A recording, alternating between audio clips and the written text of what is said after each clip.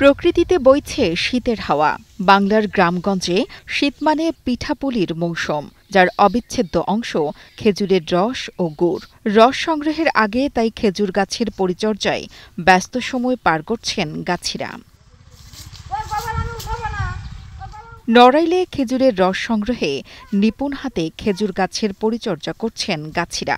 কয়েক সপ্তাহের মধ্যে রস সংগ্রহ করে তৈরি হবে খেজুরের গুড়। পৌঁছে যাবে জেলার গণ্ডি পার হয়ে দেশে বিদেশে।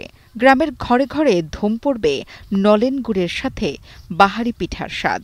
শীত যতই ঘনিয়ে আসছে ততই বাড়ছে গাছিদের এই ব্যস্ততা। এই শীত মৌসুমে খাজুর গাছ কাটি, যে সময় শীত মৌসুম আসে ওই সময় খাজুর গাছে উঠে গাছগুলোর আগে তুলে ফেলি, সুবড়া শুদ্ধ তুলে ফেলি। তুলে ফেলার পরে 5 দিন 7 দিন পরে চাষ দিই। চাষ দেওয়ার পরে গুড় বার হয়, আস্তে আস্তে নলি দিই। নলি দিয়ে তারপরে গোজ মারি। গোজ মারার পরে ঠিলে নেই। ঠিলে নেওয়ার পরে তখন আস্তে আস্তে গুড় যখন তৈরি হয়ে যায় জ্বালানোর পরে বিক্রি হয়। নড়াইলে খেজুর রস ও গুড়ের ব্যাপক চাহিদা রয়েছে। জেলায় যে পরিমাণ রস ও গুড়ের চাহিদা আছে সেই পরিমাণে উৎপাদন হয় না।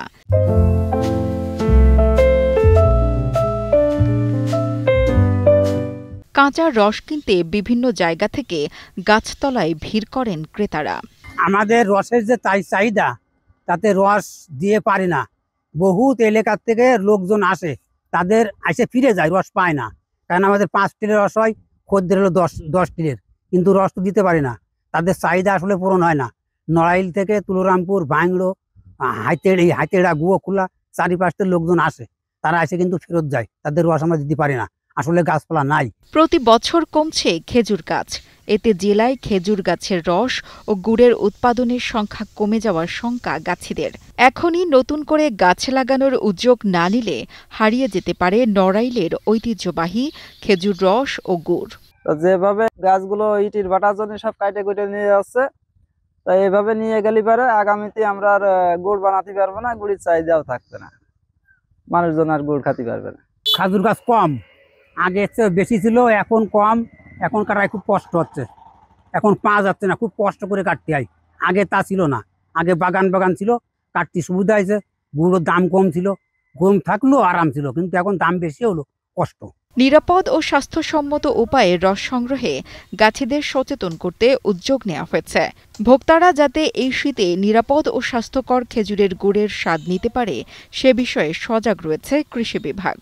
আমরা কৃষি বিভাগের পক্ষ থেকে গাছিদেরকে সচেতন করছি যেন তারা নিরাপদ উপায়ে এই রস সংগ্রহ করে এবং গুড় তৈরি করে, যাতে আমরা যারা ভোক্তা আছি আমরা যাতে নিরাপদ গুড় এবং রস পেতে পারি।